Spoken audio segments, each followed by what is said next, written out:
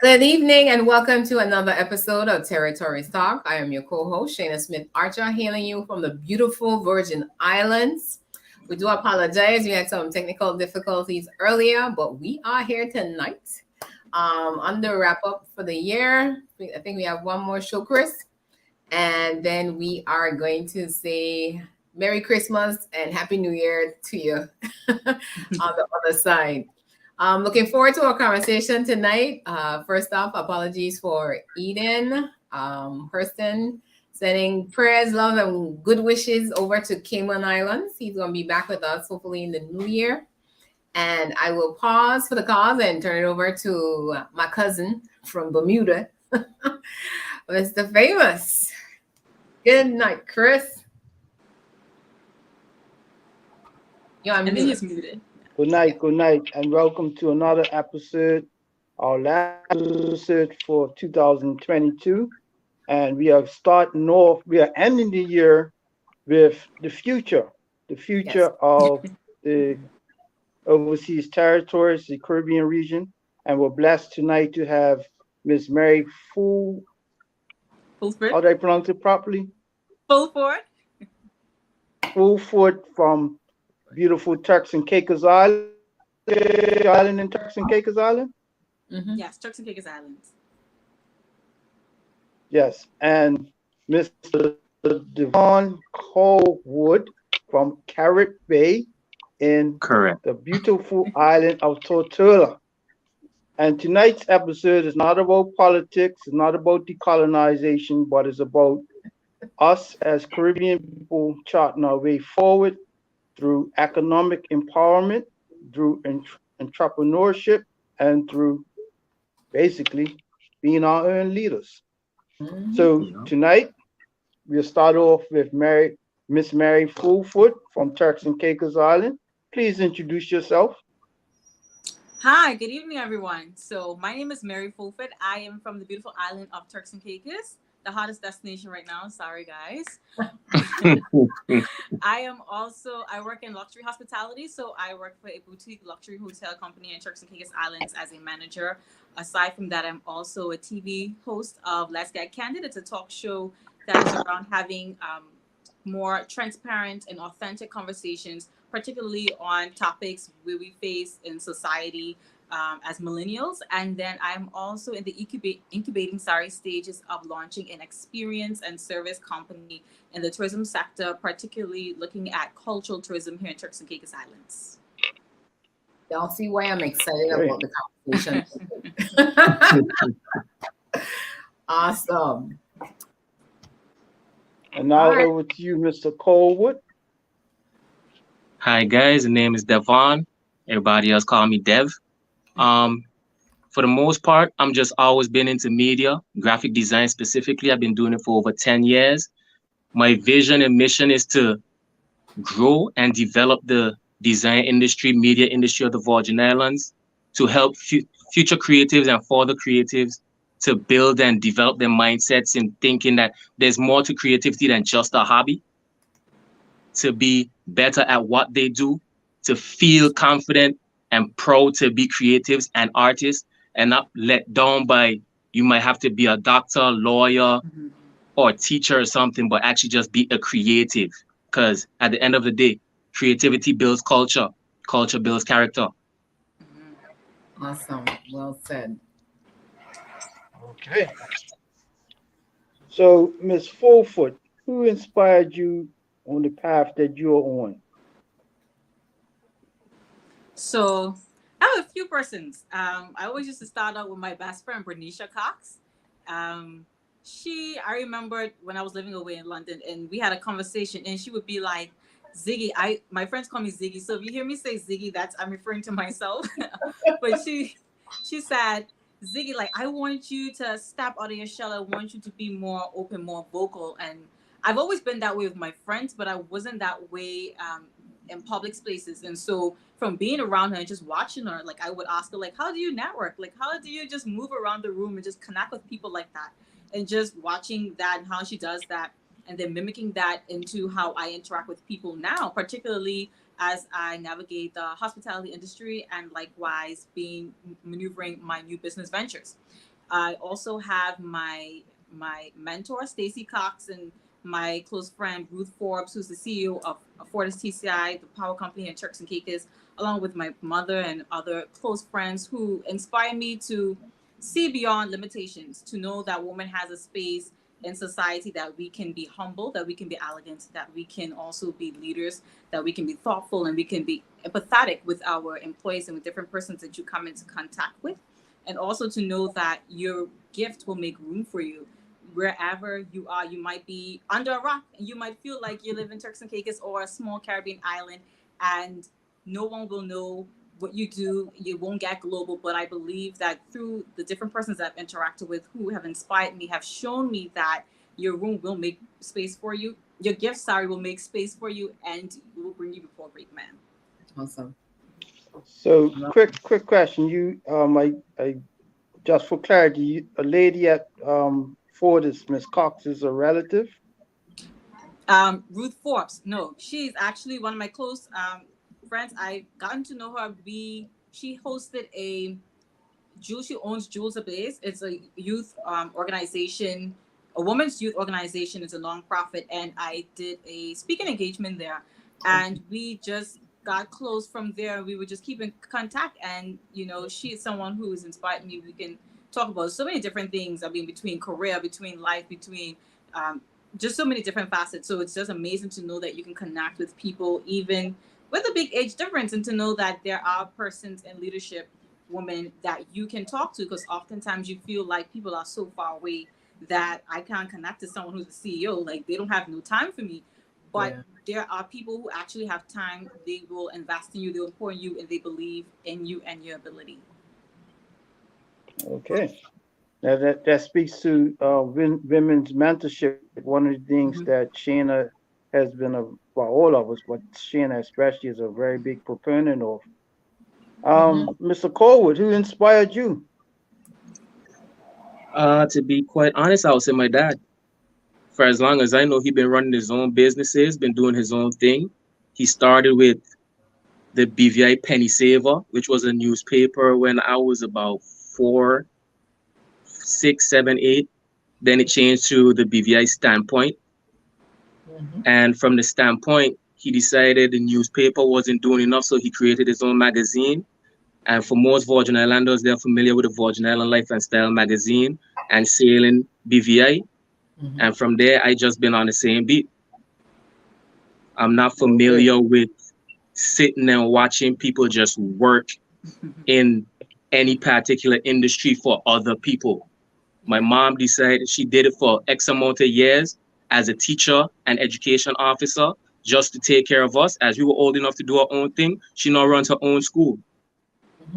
Which school is that? To be exact, Kiddies Nook, which is a kindergarten and preschool, and now Excelsior Primary, which is a primary school growing to about age 6 to 7. And we're in the Virgin Islands. This located? British Virgin Islands. No, I said where? Tortola.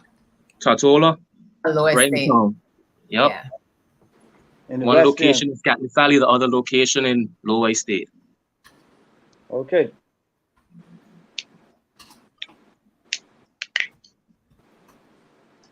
I wanted to make a statement, sorry, if it's okay, to what DeVaughn just said. Because a lot of times for me, in particular, like at work, and I don't know if I'm encouraging people to leave their job, but I've been telling my coworkers, and I would be talking to them like, what is it that you want to do? What is it that you love doing? I feel like, yes, you come to a job every day, but you also need to understand or figure out what it is that you want from the company, because every day you show up to a company, they take from you and your resources and so on. So you need to figure out what it is that you want and to chase your dreams and not to invest your life only into another company. Sometimes I often hear people like, I've been working at a company for 27 years, and I'm like, I mean, it sounds good that you've worked with a company for 27 years, but I feel like after a while, don't you want to do something else that is yours, that some passion of yours that you want to follow, and lead something different? I mean, aside from, I just worked at this company for 27 years. So by you saying that, I'm all for people doing their own thing and chasing their dreams. Yeah. Well, unfortunately for some people are better employees than they are entrepreneurs. Well, that's true too. Some So people are happy just going to the job, clocking in, doing what they're asking, going right back home. They don't Well, care to make the sacrifices to actually say, I'm going to do this for myself and see how it go, even if you fail for the first 3-4 years. mm-hmm. because with that, you don't have to invest as much. And I can tell you that with me in the incubating stage of this company requires so much out of you. Time you leave from work, you come home, you do work. Sometimes I drop sleep with the books on the bed, with the computer on. Everything is just, and you wake up to it and you're like, I gotta get this done. So it requires so much more out of you. It requires you to be disciplined. I mean, you have to be creative. You have to do it when you don't want to do it. So, I mean, it's easier to just go to a job because, often after 5 it's done with. But with your own company and building your own brand, it requires you to go the extra mile, the other times behind it. Yeah. That's a fact. Well, I was going to ask you guys, in terms of, do you think it's something to do with age in terms of the generation? Because what I find in terms of, I'm a Gen X, right? So what we were taught in school was, go to school, get good grades, and get a job, essentially. As if entrepreneurship is for others. That's not something for you to necessarily pursue, or your family would have to be in business, right, for you to be able to do that. Is this something where, this is 3 generations down, that, the mindset is so different that you don't hesitate to say, hey, I have an idea, I'm going to pursue this and just run with it? I think, for me, it's a lot to do with exposure. I think because we're so exposed and that you get to see people doing so many different things and you get inspired that I can possibly do this. I know for me, and I tend to always talk about when I lived away, but when I lived away, I saw so many young people around my age. They were working and big corporations, big 5 corporations, and they had businesses, and they maintained both of them. So I think that exposure showing that it actually can be done, that you have something to offer beyond just a 9 to 5. Propels persons to like, I want to do this. I see my friend doing this. I see my family member doing this. I see someone that I don't know doing this. And so it lights something in me to know that I have the capability to also pursue my own dreams. Awesome. Yep. I like Very that. much so. Well, I guess would take exposure as well. Example, he's a poster child. Yep. Yeah. So what he didn't talk about is like his dad now has a water company producing drinking water, on top of all the other stuff. So it's like, I tell people oftentimes, and I think it's not just a Virgin Islands thing, it's probably a Caribbean thing, where business is in our DNA.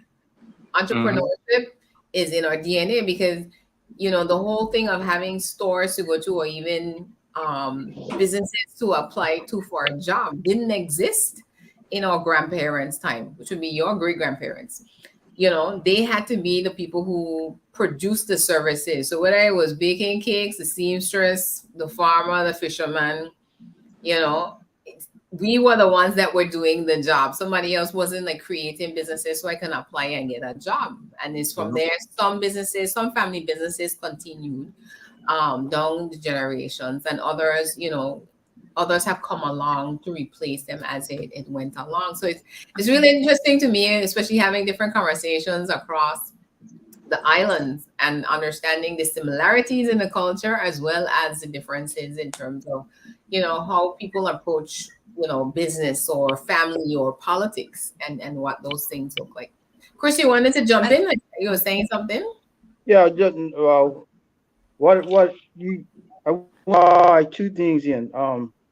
Shaina, you made an interesting point. Our grandparents or great grandparents, even, especially in the Virgin Islands and Turks and Caicos, is that there was no industry there. There was like survival, right? So whether you was a farmer or fisherman or some sort of tradesperson, that the only way to feed your family was to either do your own business, or you had to cut a trail to another island. So for those that did remain, they had to. That was just who they were. Like you had to be your producer, but by nature you're a producer. I think And Sorry. what's happened over the last, I would say, 30 years with some levels of success in tourism, Mm-hmm. that more and more of our people have been told, okay, well, I don't want you going out being a fisherman like your grandfather. Just go work in the hotel. It's easier work and you Mm-hmm. collect a paycheck or whatever, right? Which is cool. But what happens is that it fosters a mindset of just working for somebody Yeah. and not working for yourself. And then we're reliant on hotels having full occupancy to have year-round work. We're relying on this, we're relying on that. And other people are coming into our territories and opening up businesses Yeah. that we could be doing ourselves. Yeah. Anyway, I think, sorry, I don't want to cut you short, but I really want to make a statement to what both of you have said. Mm-hmm. I think a lot of it boils down to security. So a lot of persons are thinking about, I know for sure that I will get a paycheck. Whereas when you take a bet on yourself and you take a risk, it's like, well, maybe I could get it today, maybe I could get it tomorrow, maybe it might be 2 months, 3 months. So you have that that sense of not being sure exactly of when things are going to pick up. So the security option is more safer for you, especially if you have a family. Then you have to think about kids and all of these other different things. So can we help somebody out? There's no such thing as job security. I believe in that too. And I think the pandemic was a good example of that. It's like, your job essentially can disappear, in the snap of a finger, versus, DeVaughn, he just kept trucking. Or in your line of business, you figured out how to pivot to continue to earn a living. And again, the walk comes with reward, because now you own the business. So the profits are actually coming towards you rather than being filtered through. And a salary is no comparison, eh? I think, but yeah, it's interesting in terms of the perspective. And I think one of the things that you said earlier in terms of exposure is very key for us going forward, as it relates to encouraging economic empowerment through entrepreneurship. Because, I agree with DeVaughn here. It's not everybody that's cut out to be an employer. Some people if their strength is to be the best employee possible, because every business needs employees. Yep. You run in your lane, but we want persons to not, bury their ideas. And Dr. Miles Monroe always used to say the graveyard is one of the richest places on the planet, because people die with so many ideas and potential because of fear of, I need to be able to support my family, and this job supposedly offers stability. But again, depending on what industry it is, it can, as fast as it came, it can just disappear. So need to chase it. So. I completely agree. Completely agree. So what have been some of the... Go ahead, Chris. You have something to add? No, you go ahead, and then I'll come in after that. Okay. Yeah, so share with us then in terms of what are some of the highlights or challenges in your careers thus far? Because what amazes me about you guys is, like, at your age where I was, it's like, wow, somebody took a spaceship. Again, with exposure, it kind of accelerates, your path and the things you may have experienced. It might sound strange for me, because the same questions sometimes we pose to persons who, they've had 40 years in their careers. But no matter what your journey is, you will always have the highlights and the challenges. So share with us, let's start with DeVaughn. Share with us what some of the highlights have been so far in your career journey or journey of life, and the challenges that you've encountered and how you overcame them. Well, the most part, my highlights are just being able to work with the organizations that I've worked with, being able to say, okay, I actually did that. Like, not did it under somebody, but did it under me. Like, when I see it, I know it's mine. It belongs to Rave. They came to Rave for it, and I can say, I'm actually making some waves. I'm not just sitting on my behind. Yeah. But the challenge is, as a media house, the industry saturated. And for a graphic designer, you could do graphic design on everything now. Me right now, I say all the time, me and Canva have beef.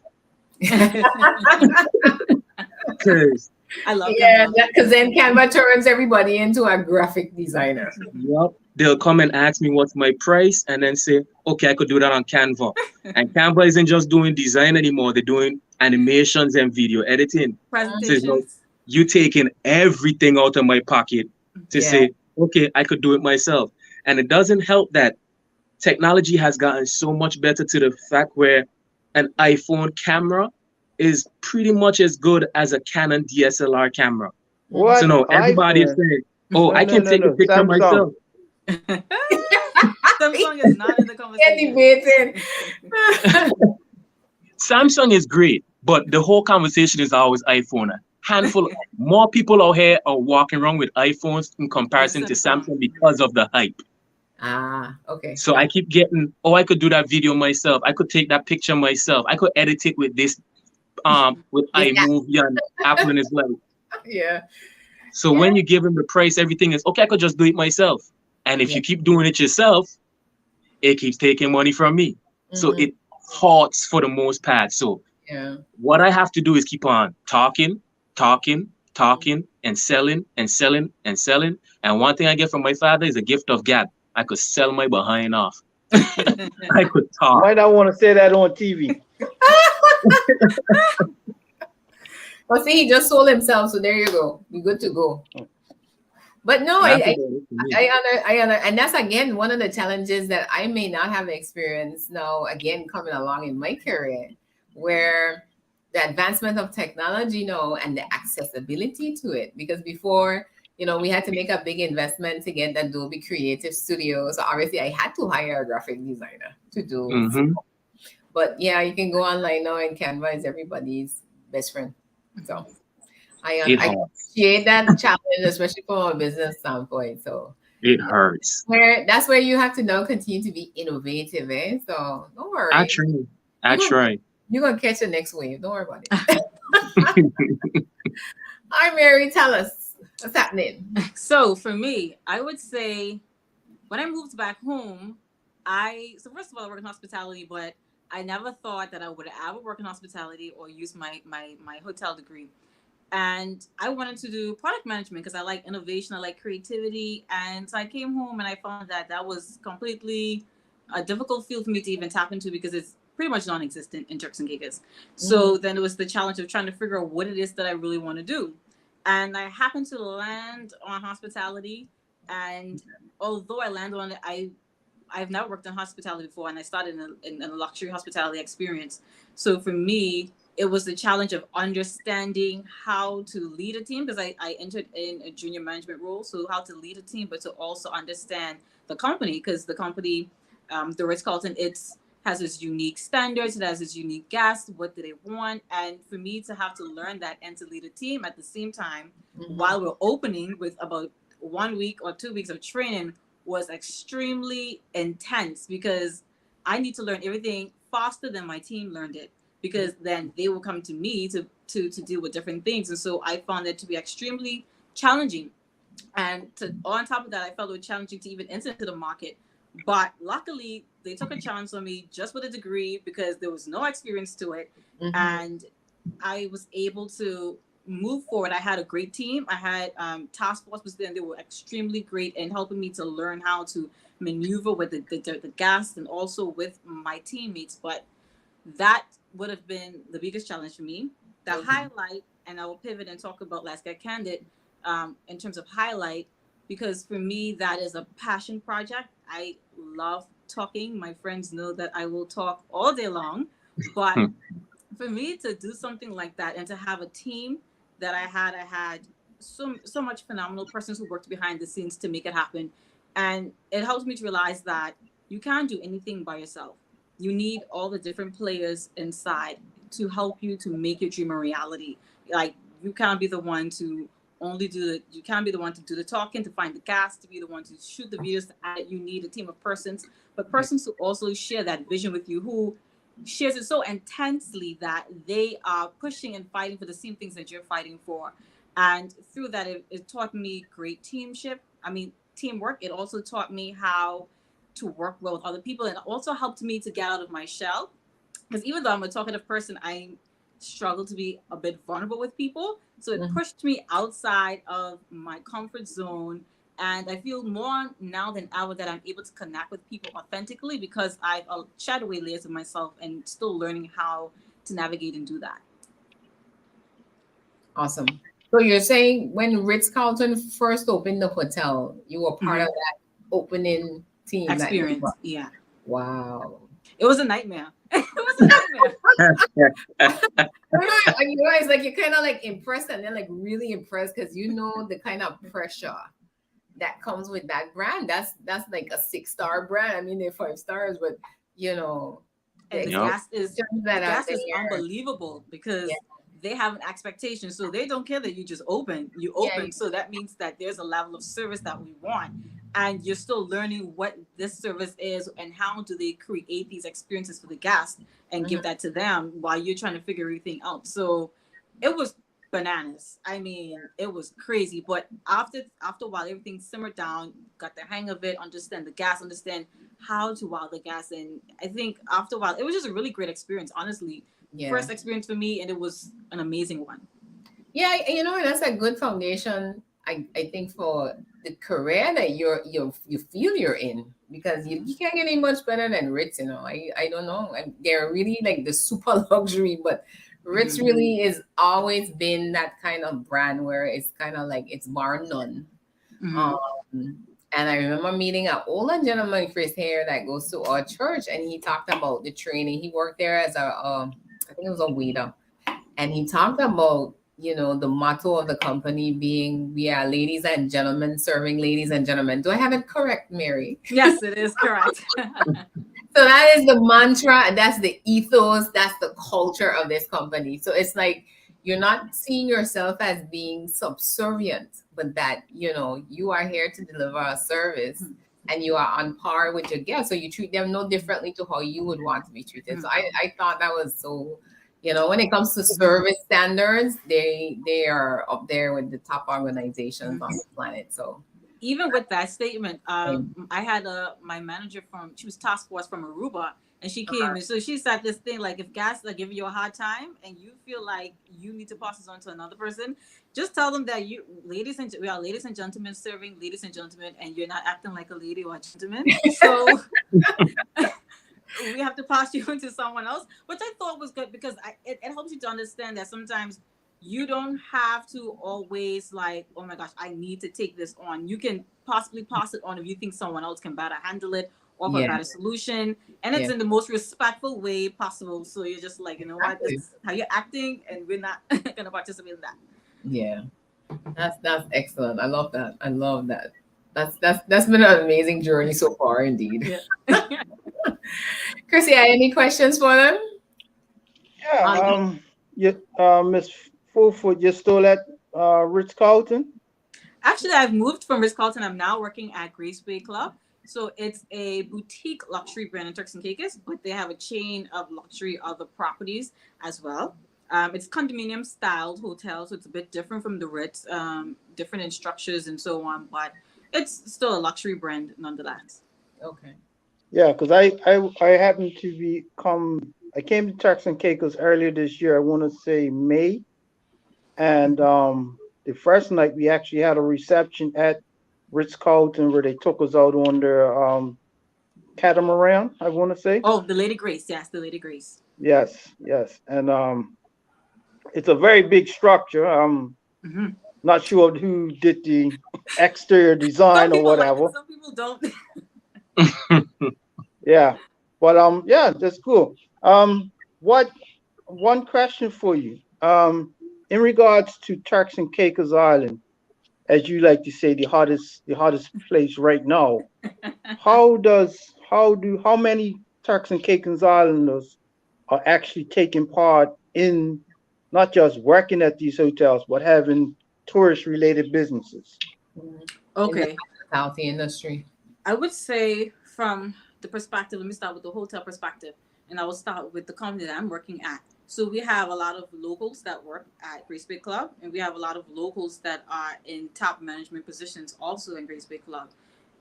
It's a very, how can I say it? So the company is constantly growing, and persons are constantly growing within the company. So you can literally grow in Grace Bay Club like at a snap of a finger. We've had persons who are there a few months progressing into managerial roles. So the company provides a way for you to really accelerate your career. At Ritz-Carlton, when I worked there, I would say the same thing, because when I left Ritz-Carlton, my director EAMs at that time, she asked me, like, so who do I think can be another supervisor now that you're leaving? Who would you would suggest? So we had that constant growth. I also have a friend who works there now. She's from Turks and Caicos, and she just was promoted from supervisor to a manager role. So I would say that we do have the opportunities there for persons. You do have to have the work ethic, though. You have to be willing to go the extra mile. You have to show them that you want to, particularly at both companies, but at Ritz as well, because they do a lot of training, aggressive training. I would say every other month you have training going on. So there is room to grow. And in terms of the tourism sector, so in terms of businesses, I would say that a lot of persons are not tapping into, and there's a lot of local businesses in Turks. I know of persons also who are coming together, forming companies just because, maybe there's a lack of resources and they're coming together to create a brand or a company. But there are a lot of growing going on in that industry. I would also say that there's also room to grow outside of the normal things that we do. So the normal sun, sea, and sand. And I'm very big on the diversification of the tourism product and service, because I feel like, with today's travelers and the demands and trends in the market, we have to be vigilant and mindful of what is it that people really want when they travel now. And so for me, that's why I'm thinking about cultural tourism with my business. But I think that there's room to diversify. There's room to do something completely different. And I feel also strongly that we should stop building hotels to an extent, because we're building the hotels, but we're not building the entertainment or the recreational and the other things for them to do. So we have to diversify our attractiveness so that persons can, have another reason why they want to come and visit us. So I think there's a lot of opportunities there. You just have to have the idea, have to have the will to do it, the want to do it, and then the resources, which is also a very big part in that factor as well. Okay. Yeah, because when I was there, we were taken around by some Turks and Caicos Islanders, a gentleman, Mr. Delroy Williams, who has his own limousine service. And what stood out more importantly than just the vehicles themselves was the professionalism of himself, his brother. I want to say Philip was his brother, and there was another person, Gerard or Jared. I could be mispronouncing, but that's the thing, that more than just the actual service itself, is the connectivity with the service provider, because you're gonna forget details about which day you got there, what day you left, so on and so forth. But you're gonna remember that, hey, that lady Mary, she really made my trip complete. I lost my credit card and she did all that she could to help. You know what I mean? Those are the things that brand you and brand your island destination as a place where people are going to come back. Just to What would you say to younger persons, to encourage younger persons to get into the business, not the business, but into business in general? Okay, so just before I get to that, I want to make a statement to what you said. So experiences, it all boils down to experiences. How do you want that customer to experience your brand? What does that look like? How do you map that out? So they remember experiences. They don't remember the date that the building was built. They don't remember a lot of those different details. They remember the experience of it all, how it made them felt. And a lot of times that translates to, like, I can actually be like, oh, I remember this about Turks and Caicos, and I remember that the local dish was this and this and this because I participated in that experience. So creating that experience for them is something that's going to help them to remember you, remember the country, remember all the other information. Yeah. And the question you posed, what would I say to persons wanting to enter in, or to encourage them to enter in? To encourage them to get into, just to make that leap. Yeah. I would say, first and foremost, you need to have the faith to believe that you are capable of doing anything that you set your mind to, you have to surround yourself with the right people, the people who believe in your dreams. And I always say that I'm so blessed to have the friends and the family that I have, because if I told my friends today that I wanted to apply for a CEO position without any experience, they would tell me that I can definitely do it. They would never tell me that I don't think you can. They will always say, I believe in your ability to do this. And a lot of times, because sometimes you doubt yourself, or sometimes you feel like, maybe I need more experience, I need this, but they see something beyond you. And additionally, I would say, have the idea of what you want to do a lot of research. Before I moved back home, I made it my mission to focus on the things that I enjoyed in London, and to see how those things can be translated and how can they be replicated in Turks and Caicos. So I was being extra cautious and paying extra attention to, I like this and I like that, and I do this here and I have access to this here. So how can all those things be duplicated in Turks and Caicos? And you have to want to develop yourself professionally and personally. And a lot of times it might not be, you might not have a backing with it, but you have to want to do it and find different outlets. So for me, I understand that certain things require more things out of me. So I did a lot of courses. I also did a lot of courses during the lockdown, for sure. I was doing all sorts of different courses. I was learning how to do this and this. I was learning some Spanish at some time. But you really just have to say that, okay, so what do I lack? That I need to go forward in this profession. So maybe I need to understand how to create customer personas. How do I do a marketing plan? You need to outline, be realistic with yourself, what it is that I need to know how to do. And then you need to find outlets and ways to do that. I mean, you don't need to feel like you need to have all the money in the world to do it, because a lot of the courses are online. You can go on LinkedIn Learning. They have free courses. I've done a few of them before. But you have to want to develop yourself professionally and personally as well, because that is also a part of the company. I think I covered a lot of points, so I think I would definitely say those things. So over to you, Mr. Callwood. Thank you, Ms. Fulford. Anything to add, DeVaughn?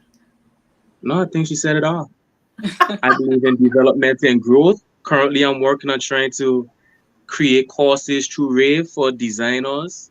So hopefully next year I'll be offering Photoshop, Illustrator, and InDesign for people willing to learn and grow, because I don't think there's anyone down here offering it right now. Okay.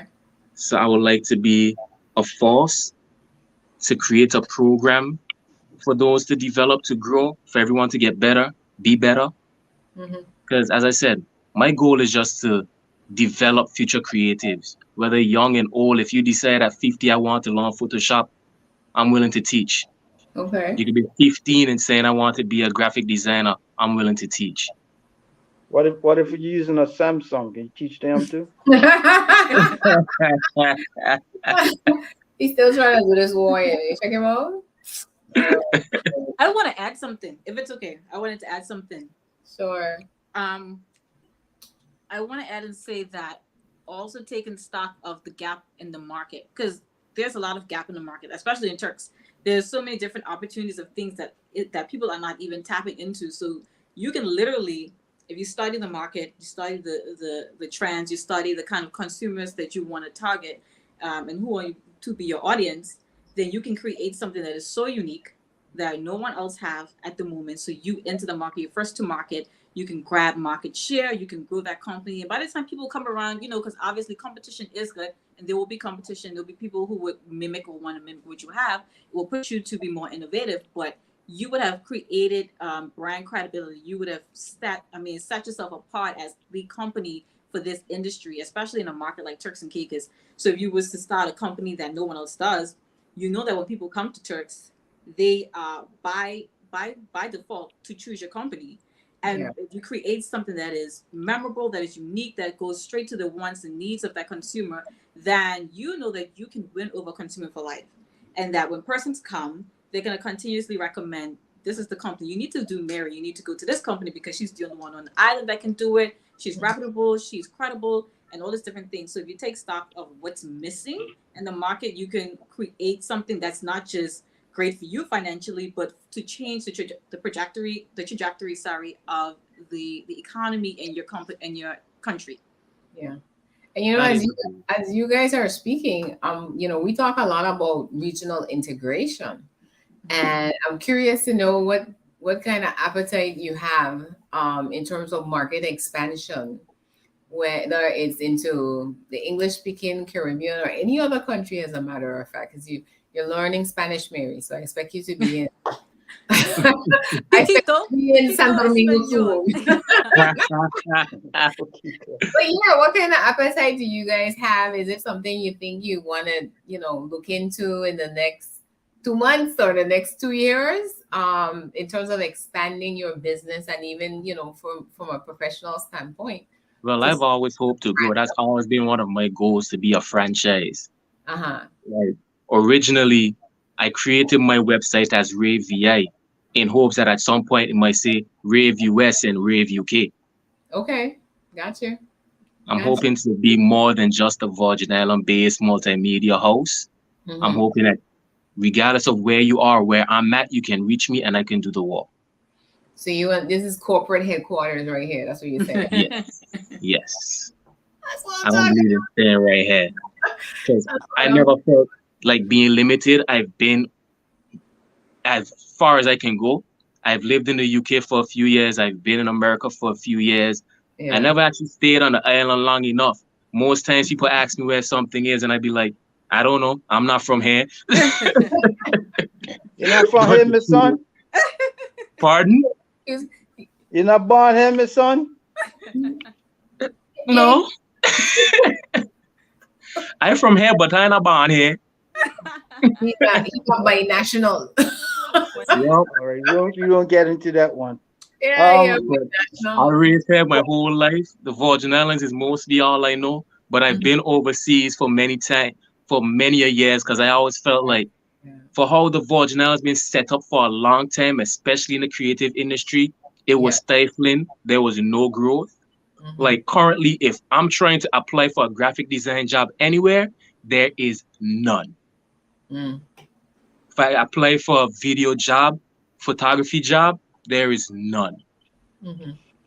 So there's no way for other creatives to say, I want to be a graphic designer. Where are they going to go? Yeah. Where are they really going to go? I want to be a videographer, an editor. Where are they going to go? There's 5 companies that probably give you the opportunity.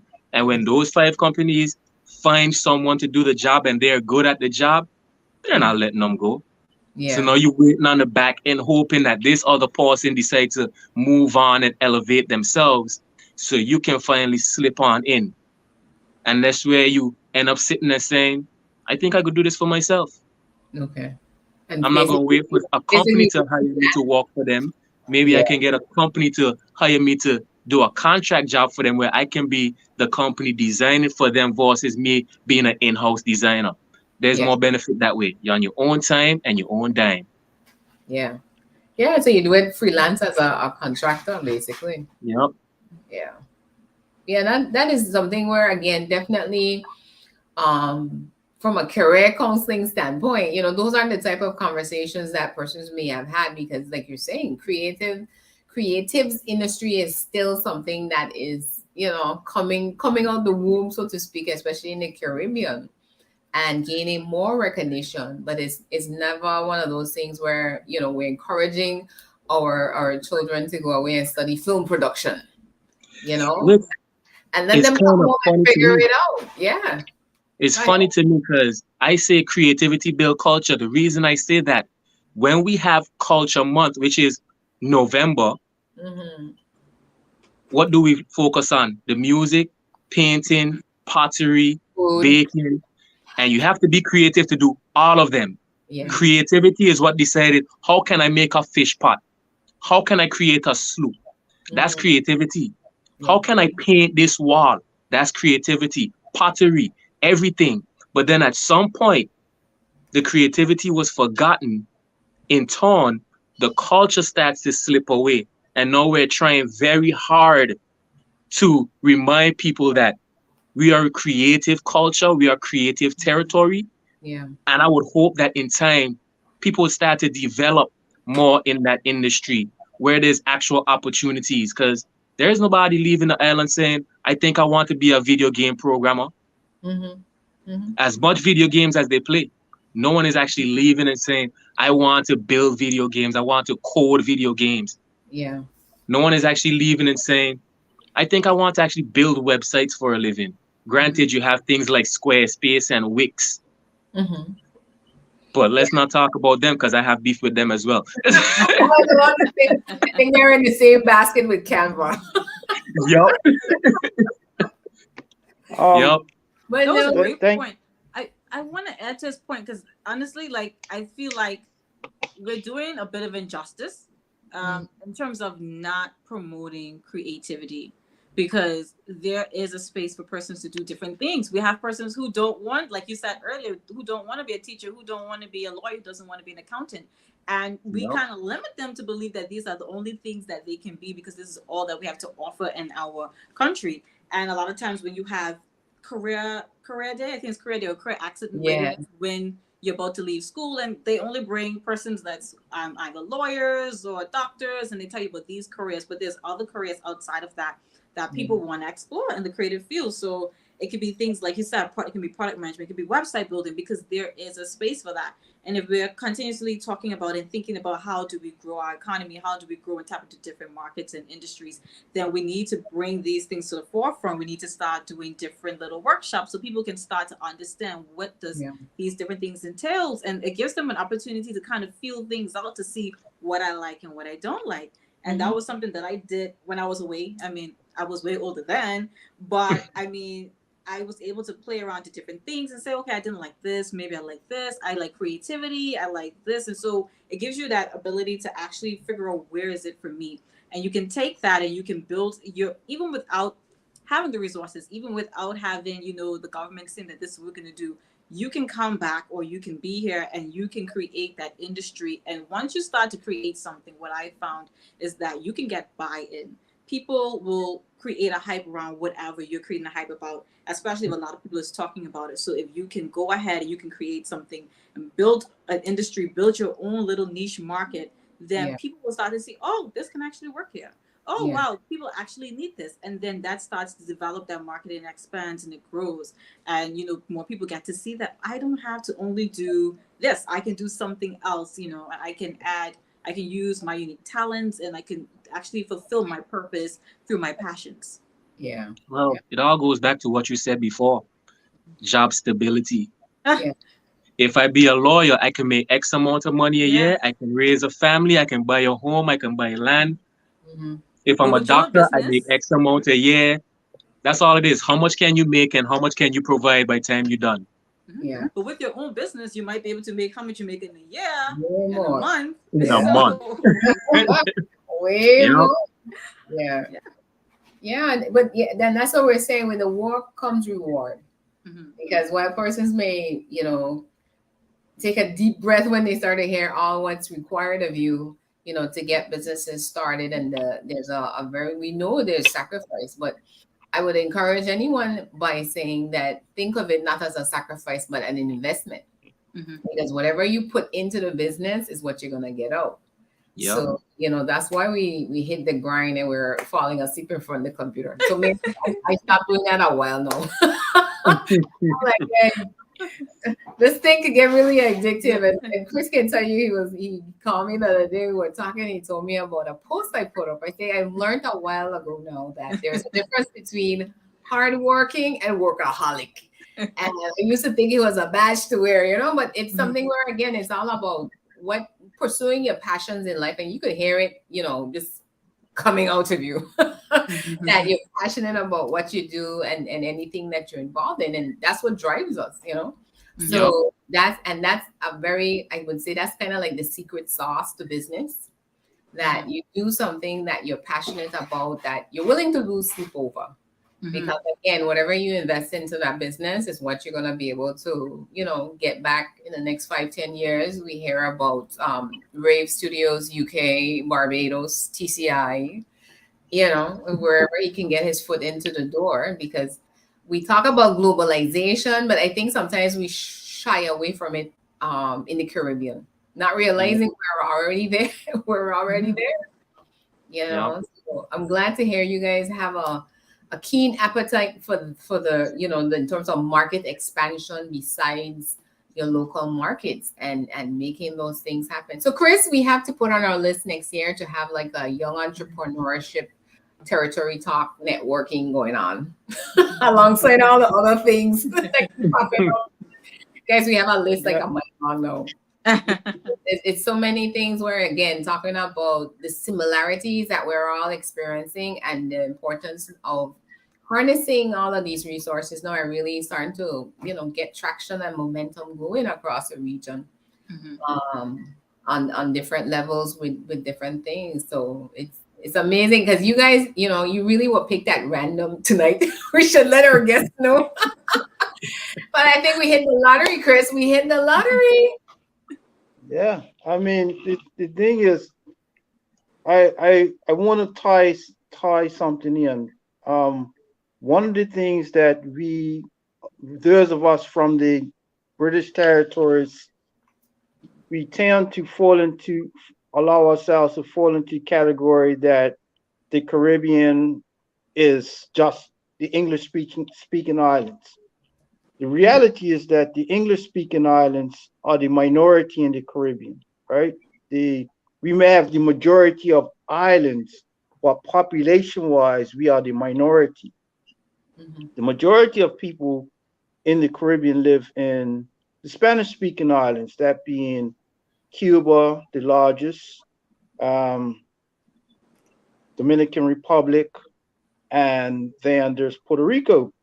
Mm-hmm. And to your point, Shaina, earlier about businesses with especially something like Rave, we don't reach out to tap into that Spanish market, right? Spanish people spend American dollars. Mm-hmm. And Spanish people travel to the smaller islands. Mm-hmm. So, these are things I will encourage you all to reach out and travel there, make networking. Because the reason we was even able to get you on the show, Ms. Fulford, is because of the networking that we've done with someone from your island that we've built relationships with, that any time they need something, they could call us or vice versa, right? Mm-hmm. And these are the things that, as young people, one of the things that you all have the advantage of more than your grandparents is you have telecommunications where you can call somebody for free, basically. Back in the day, our grandparents had to make a phone call that cost them $3. They $3 a minute. They didn't even have phones. Most of them didn't even have phones. But so I would encourage yourselves and other young entrepreneurs to get involved in network wherever you could network, whether it's an online conference or in-person conference. I'm in Trinidad currently, and the persons here from Jamaica, from Guyana, other parts, and they're networking.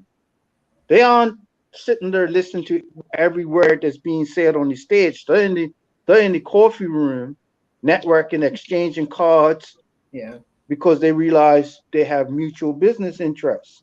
Mm-hmm. So, and this is on a big scale. But what I'm saying, that in order for them to get big, they have to start small.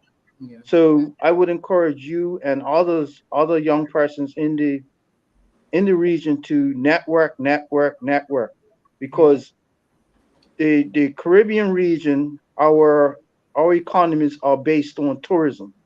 Mm-hmm. And if we don't provide the services, what's going to happen is that persons who are not from the region are going to come into our region and provide the service because they know the power of networking. So I would strongly encourage you all to exchange numbers tonight and make sure you keep in touch with each other, Mm-hmm. Yeah, definitely. Mm-hmm. Definitely. All right, guys. Well, this hour has escaped us. You see how fast it went. It did went really fast. I know we're gonna have to have a part 2, but where I want us to stick a pin in though is again, amongst all the things that we discussed, aside from business, again, looking at your communities, what are some of the, I would say maybe we got time for like one challenge each in terms of what do you see, whether it's something the government needs to address, we need to address it at a family level, or it's a social issue that we need to address. What's that challenge, and what's the solution you like to throw out on the table? And then we'll pick it up from there for part 2. Okay. I would say for me, I think that we can adapt to the changing world around us in a good way. So, taking in technological advancements, taking in different things, and how can we do that? But listening to the youth of the country, or to young persons in the country, because, and I'm not trying to be like old person, young person, but the younger generation tend to have innovative. They are willing to take that risk. So I think paying attention to what they have to say and what they'd like to see the country to be. And then we need to create policies where they reflect, what do we want our country to look like 10 years from now? What do we want this industry to look like from 10 years from now? I was doing a research at uni, and I did a research on the national tourism policy of Philippines and created a plan for them to achieve that through the DMO. And I was trying to do research to find out, what's our tourism policy plan, and I couldn't find it. And I was wondering, like, okay, where is it? And then come to find out that we don't have it. I hope I'm not quoting wrongly, but I didn't find like it. Us. Don't feel nowhere. I didn't find it, so I'm pretty sure it's not there. We got the same problem. Don't worry. But we have to have an idea, right? We need to know what it is that we're trying to achieve, and then we have to be willing to, okay, something is not working anymore. We need to just take it out and put it in. But we need to have. We need to listen, and I think that can happen through a think tank. I'm really big on think tanks. So having persons concentrated talking about different things, and how can we transform our policies? How can they reflect the modern world? How can they reflect what it is that we're trying to achieve? If we're trying to be more digital, if we're trying to create new industries, how do we do that? And then not being afraid to invest in those ideas, particularly in persons that you see within your country can do it. Because maybe you might say we want to go and start doing, let's say, AR experiences, VR experiences, and you want to get companies who do conferences, big exhibitions. You want them to come to Turks and Caicos Islands, right? You know that AR technology is very important for them. They want those innovative experiences. So who do you have in your country now that can do certain things, or maybe on a minor level, and how can we invest into that? How can we create more resources? Because that also creates a way for the country to grow and to gain another attractiveness with persons why they want to come to Turks and Caicos Islands. So I think we have to look at the policies. We have to listen to the people who live in the country who maybe this can work. And I'm not saying that everybody's idea is going to make it to the final cut, but we need to fine tune it and figure out how can we progress and grow. We need to identify our goals, and we need to figure out how we're going to do that efficiently and effectively. Sidebar for you. Do you guys have a youth parliament? We do have it. I think they just started back, if I'm not mistaken. I think they just restarted back. Okay. Because I think, when I hear, I've been watching a different, there have been different youth parliaments, again, debating these different issues and policies and concerns. Give that youth perspective at that level. But you're absolutely correct in terms of it's all about grassroots. It had the change that has to come from grassroots, and it's to figure out a way how to mobilize. You guys have next, eh? That was the whole point of the show. I gave a speech at a graduation this year, and I told them, hello, in 10 years, you need to be back so I can hand off the baton. I'm not trying to be here forever holding up anything for you. Yes.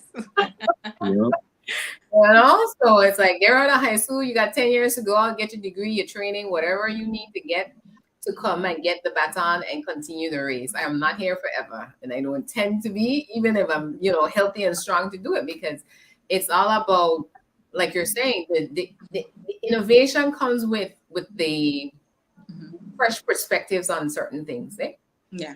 Because, we still have a phone. A phone was invented however many hundreds of years now, but no one could have envisioned even 10 years ago phones do what they do now, because it was all about, as time progressed, people started thinking outside the box till they actually constructed the box and started literally pulling things out of the air, if you ask me. And just to throw in, I just want to throw this in really quickly. R&D, I think R&D, research and design development, I think is a big thing. That if we can tap into that can help to drive that. Because if you think about Germany, that has one of the biggest R&Ds in terms of automobiles, my bad. investing a lot of money into how can we continuously grow and be innovative in our designs. And that's why people trust their brand. They trust, the different brands that come from there because they know the innovation and the investments behind it. So I think R&D is extremely important. You can get partnerships from partnerships from private companies. You can get, the community college, you get persons to research papers, whatever it is. And we can figure out, okay, so this is what's going on in Turks and Caicos. How do we develop this through research and design? And then we have a lot of money backing into, really being able to expand our creativity and our innovation.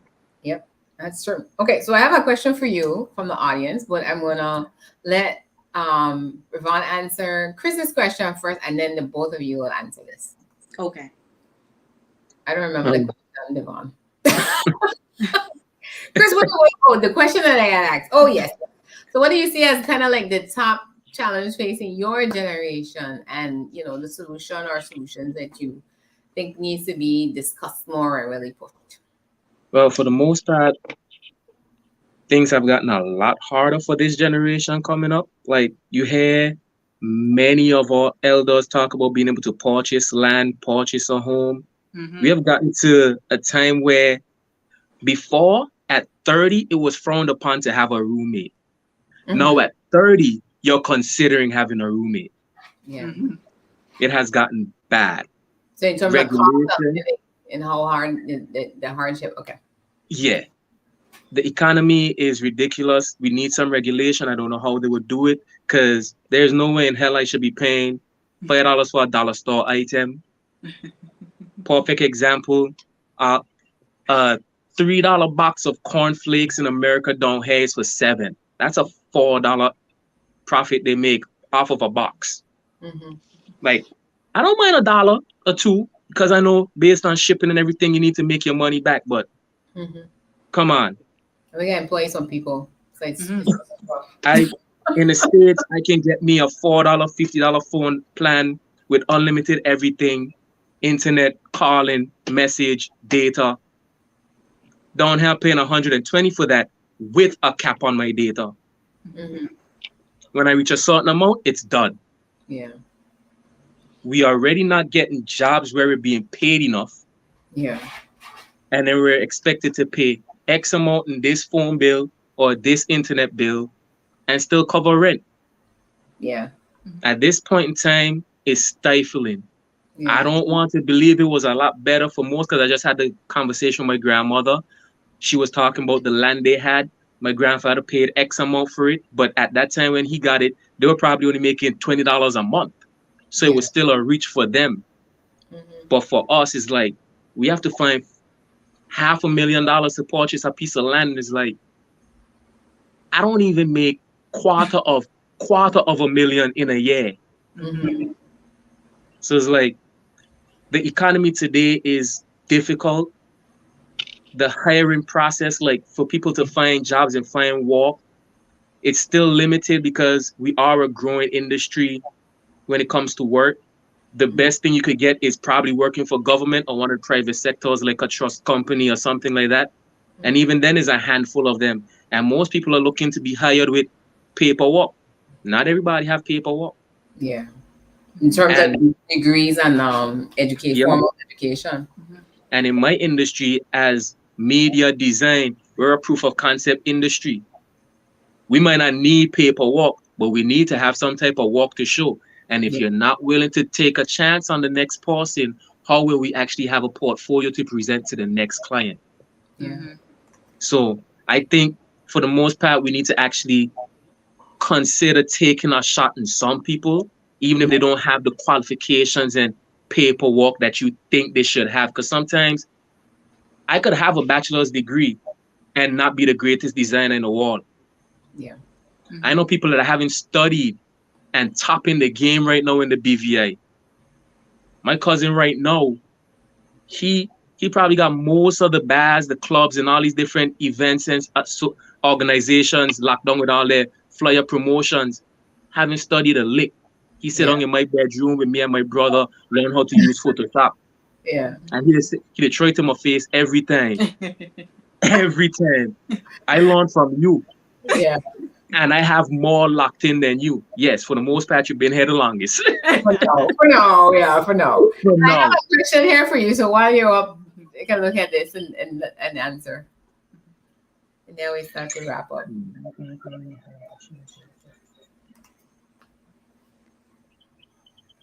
So at the ideal pinnacle, when you have achieved the franchise you envisioned, what are the 3 words you would like people to associate with your brand? And who would you like to impact most? Let's see. Reliable, innovative, and impressive. Okay. And who would you like to impact most? The youths. Because at the end of the day, you just want to leave it for them when you're done. So you passing on the baton, right? Good point. Yeah. Because when I'm done, I need to know there's somebody else coming up. We can't be the last media house. Because right now in the BVI, I don't think there's any other company offering graphic, video, photography, and audio recording and mixing all in one location. Okay. So I would like to know that at some point, somebody might take up the mantle. Awesome. All right. Well, you have the charge. So Mary, we're going to go back to your question, which is, when the final moment has come and you must leave things for the next generation. So this young man is actually within your generation. He's talking as if he's me. I guess he's looking for inspiration. That's okay. Right, Cameron? What is the impact, again, you want to leave behind? And I think you need to touch on, I don't know if you mentioned it, I saw it in your LinkedIn profile, Women 4.0. Yes, the Women Code 4.0. Women's empowerment. Okay, so let me start. I can get into Women 4.0 for sure. So I want to start by saying that I want people to look at what I've done and be able to say that I can do it too, even with the odds stacked against me, even when people don't believe that it's possible to do, even when it seems like there's no market for it, even no one believes in what you're doing. I want people to be able to say that she was able to do something that I didn't even think was possible, that I didn't think it was possible to do within the time frame in which she did it. And because a lot of times we feel like we need to accomplish something in 10 years, 5 years. And I had a conversation when I moved back home with someone, and they asked me, how long do you think it would take you to do this? And I think I said about 10 years or something like that. And she's like, you can do it in a shorter time, right? Because sometimes it might take somebody 10 years, that might take you 2 years to do, but you have to be intentional about what you want. You have to make sure that your actions align. You also need to ask God for guidance. You need to ask him that if this is my path, then to allow me to know that, to place the right people around me, because the people around you will definitely make or break you. It will change your perspective on things. They'll propel you and push you into what it is that you're called to do. And the Woman Code 4.0, which you had mentioned, that I have in my page. So I am very big on 2 things, and that's professional development and personal development.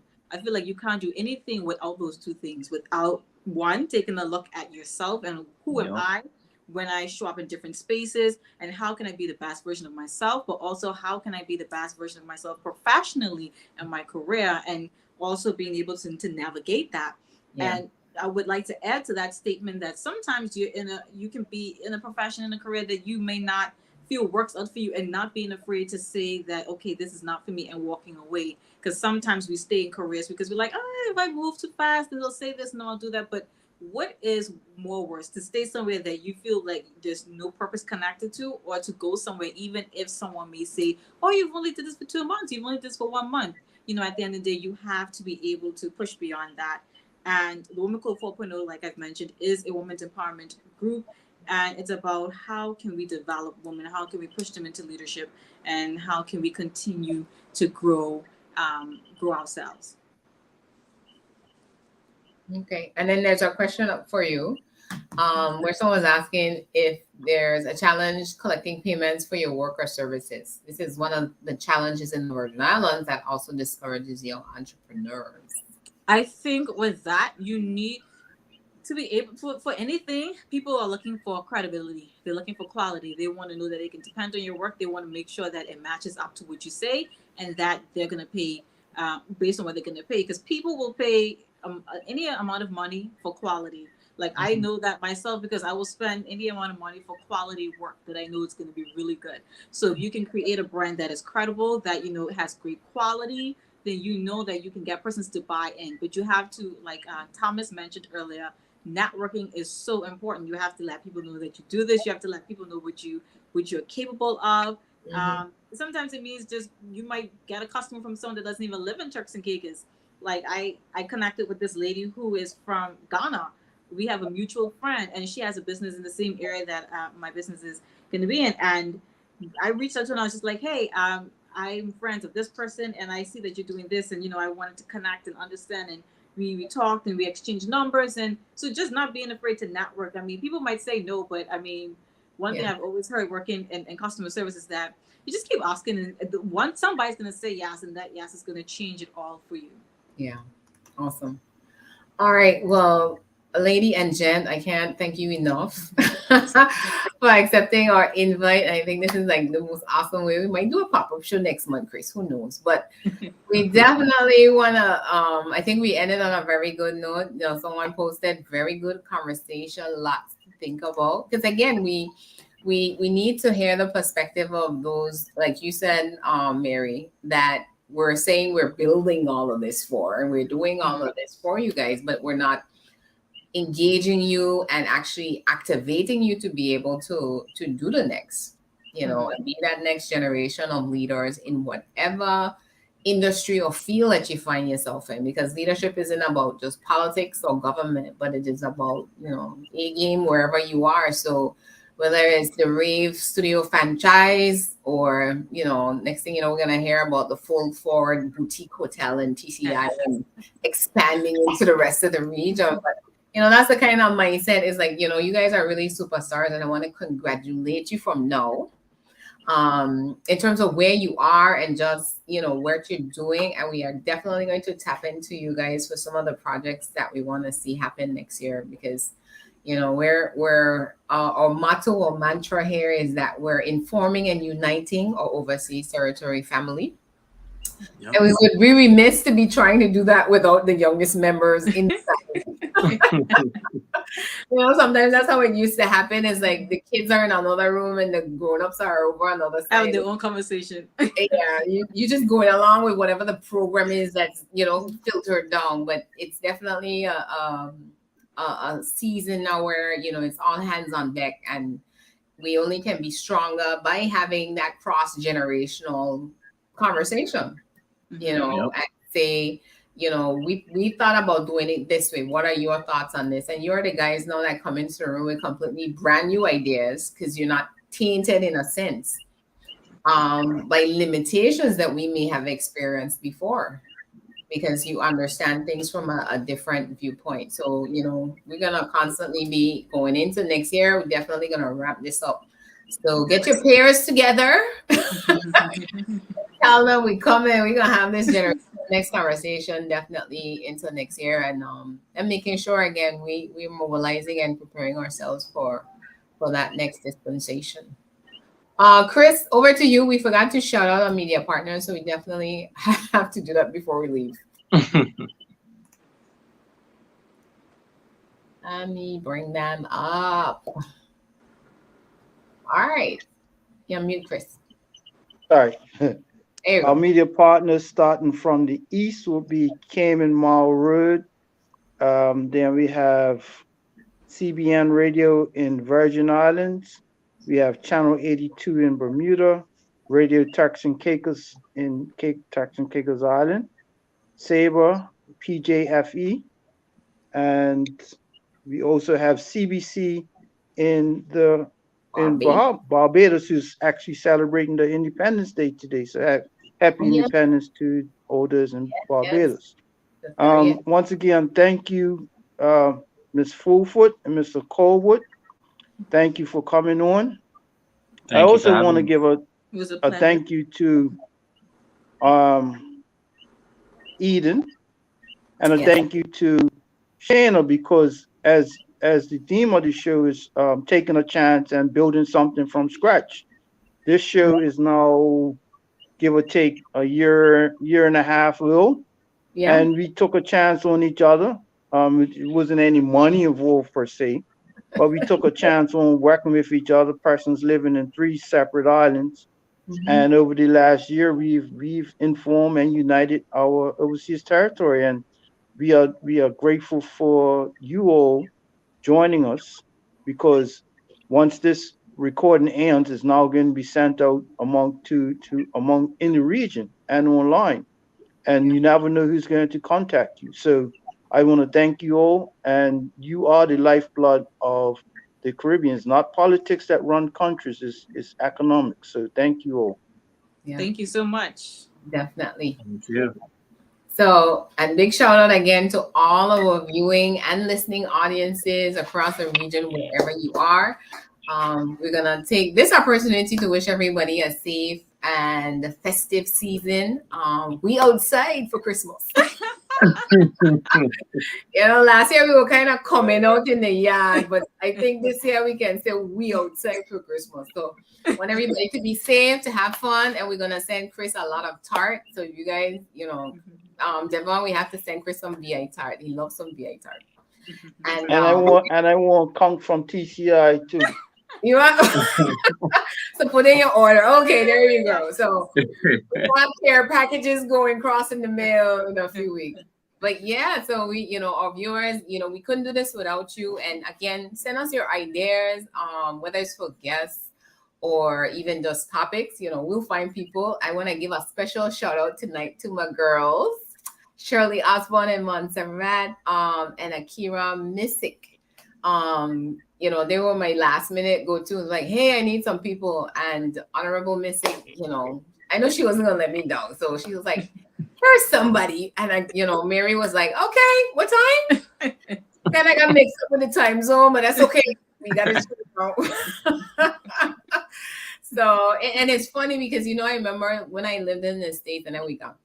It was a strange concept for me to be in different time zones and thinking we're all in the United States, so we should all be on the same time.